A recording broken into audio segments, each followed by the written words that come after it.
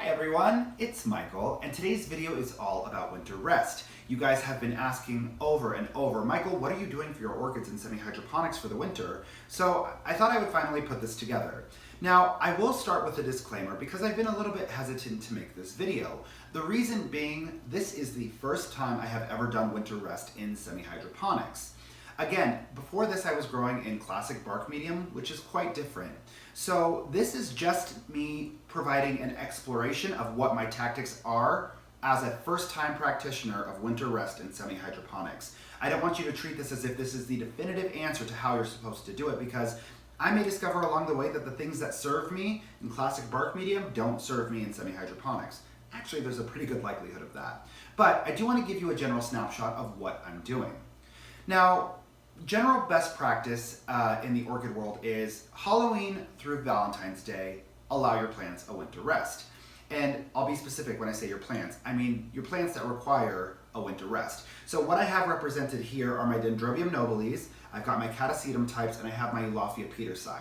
These ones all need a winter rest to flower or have their best experience as plants. From October 31st through February 14th, you're giving these plants a dry winter rest. They're not receiving as much water, and they're experiencing generally cooler temperatures. That's what a winter rest is. So that being said, there are 4 core steps about this process that you should be aware of. 1, stop fertilizing. 2, reduce watering. 3, stop watering altogether, but keep a watchful eye. And step 4, wait for the key indicators of when to resume watering and fertilizing. Now, I'm going to break this down a little bit more. So when we talk about the Halloween to Valentine's Day concept, that's a good general parameter, but ultimately there's no substitute for just paying attention to your plants because they will tell you what needs to happen and when. So as it pertains to my Dendrobium nobile types, as you see the new canes develop and grow, you'll see it put out a new leaf and a new leaf and a new leaf, and it's beautiful. But at a certain point, it'll stop producing new leaves. So when it stops active growth like that, that's when you can stop fertilizing. That's step 1, stop fertilizing. And for the Dendrobium nobile, that's your indicator to do so, when it stops creating new leaves. So that's for the Dendrobium nobile. As it pertains to the Catasetum, it's the same principle. This, for example, is my Catasetum Depredates Nicolasa Tavares hybrid. And just recently, the leaves stopped growing in terms of their height, but also the pseudobulbs stopped plumping or getting any wider. Beyond that, it seems to have slowed down on its consumption. As we all know, Catasetums can be voracious eaters and drinkers when they are in active growth mode, and it's just not drinking down the water reservoir the way that it was. So it seems to be plateauing in terms of its active growth.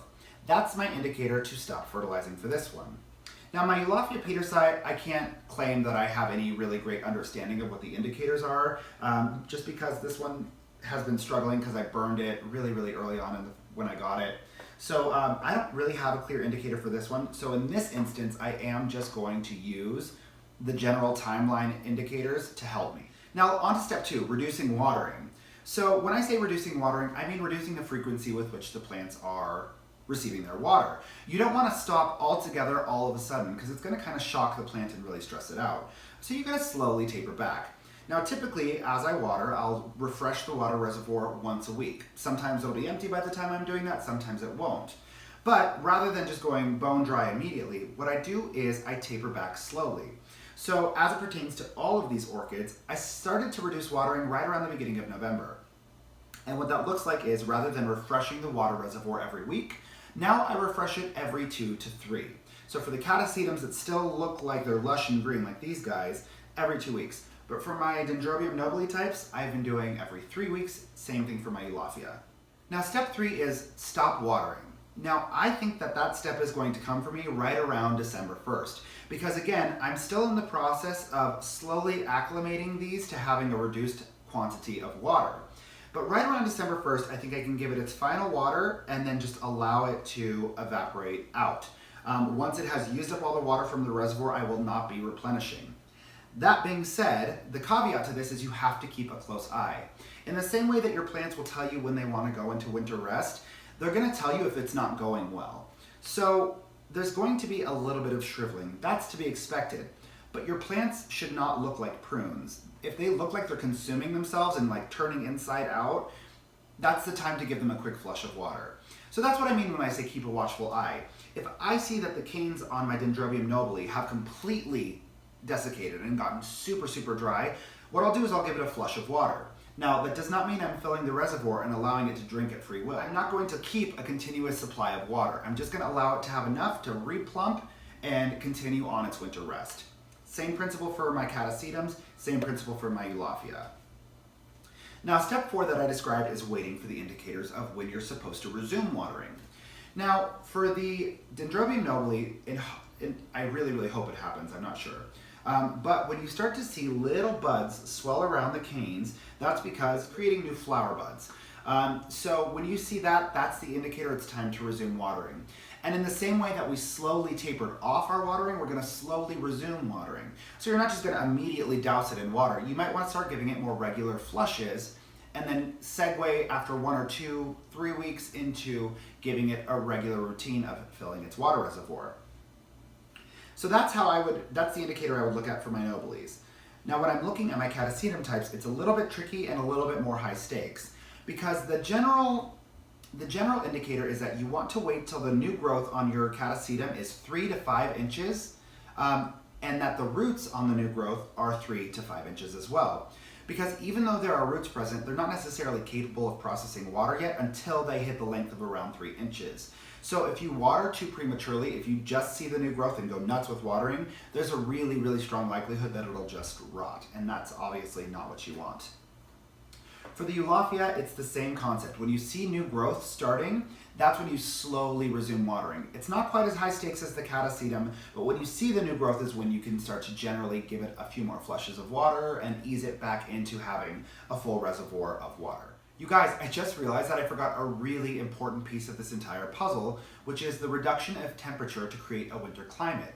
Now, these plants do not like to experience sub-freezing temperatures. They do want to have a reduction in temperature so they can get that general winter sensation. Now, in order to accomplish that, I'm not going to put them outside because it is Colorado and we do see sub-zero temperatures pretty frequently. So that being said, what I've done to kind of create that for my plants is I've placed them directly in the windowsills. Now, I've been tracking the temperature swings in my windowsill since the beginning of fall, and so the temperatures can drop as low as 50 degrees, which is perfect because it's not freezing, but it is cold enough to allow them to feel as if it is winter. So that's the other piece of the puzzle. Independent of the entire watering portion, I'm allowing them to experience cooler climate. I know that this has been a bit all over the place, but I hope that gives you some insight into what I'm doing and what my thought processes are about how I'm going to approach this. I do have a little bit of anxiety about it just because leca pellets wick moisture, we know that. So they can wick moisture up to the roots, but there's also the possibility that they can wick moisture out of the roots. So I'm going to be watching this process very, very carefully because I don't want the roots to become desiccated. It's less important with things like your Catasetums because your Catasetum roots after it goes into dormancy are not necessarily viable roots anyway, and a lot of people actually just trim them off. But as it pertains to my Dendrobium and also with my Eulaphia, I'm not sure I want them to become desiccated and ruin the existing root system. As always, I invite you to leave any feedback you have in the comments section below. I love you guys to the moon and back, and I hope you have a beautiful rest of your day. Mwah! Bye, guys.